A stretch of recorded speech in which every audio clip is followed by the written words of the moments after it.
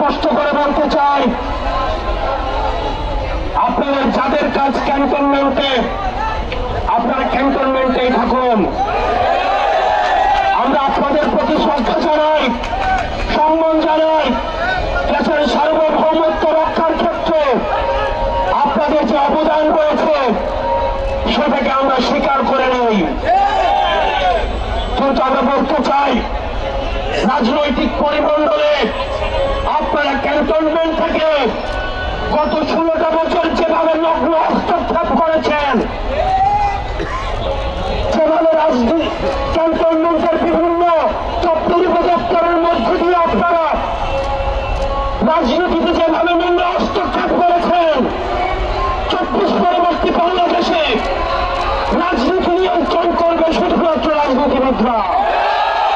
Jamuna electronics ঈদে double খুশি offer season 3, যে কোনো পণ্য কিনলেই পাচ্ছেন নিশ্চিত ঈদ উপহার। আপনারা তখন কোথায় ছিলেন? বিগত 1.5 দশক ধরে আমরা কোন চ্যানেলকে দেখি না পদত্যাগ করতে। দেশে এত অন্যায় অবিচার, এত গুম খুন হত্যা হয়েছে, এত জুলুম প্রতিষ্ঠিত হয়েছে, আমরা কোন সচিবকে দেখি না পদত্যাগ করতে। একটা চ্যানেলের মেরুদণ্ড সুতা ছিল না। আপনারা তখন কোথায় ছিলেন? আমরা কাউকেই দেখি নাই ও অন্যায়ের প্রতিবাদ করে কেউ চাকরি থেকে পদত্যাগ করতে। আমরা আপনাদের সাথে বিনয়ের সাথে, আমরা আপনাদের কাছে বিনয়ের সাথে আমরা আহ্বান জানাবো। আমরা একটা প্রপার একটা ডেমোক্রেটিক ট্রানজিশনের অপেক্ষায় রয়েছি।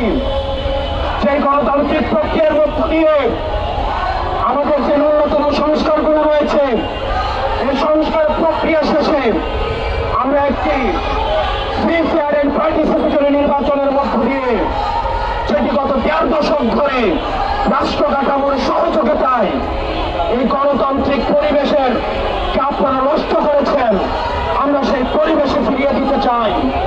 সুতরাং এই পরিবেশটিকে ফিরিয়ে দেওয়ার জন্য আপনারা বাধা হয়ে দাঁড়াবেন না। প্রিয় সহযোদ্ধা এবং রাজনীতিবিদ আপনারা যারা রয়েছেন, আপনারা আওয়ামী লীগকে এখন চিনে উঠতে পারেন না। শহীদ জিয়াউর রহমান আওয়ামী লীগকে পুনর্বাসন করেছিলেন, পুনকে তার জীবন দিয়ে সেইটাই মেটাতে হয়েছে।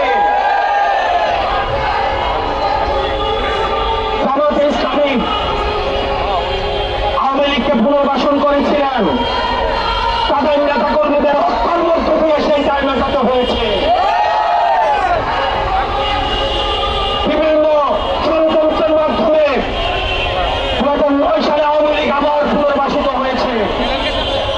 পিলখানা হত্যাকাণ্ডের মধ্য দিয়ে, রাষ্ট্রের প্রতিষ্ঠানগুলো ধ্বংসের মধ্য দিয়ে আগামী 100 বছর ধরে সেইটাই আবার আমাদেরকে দিতে হবে।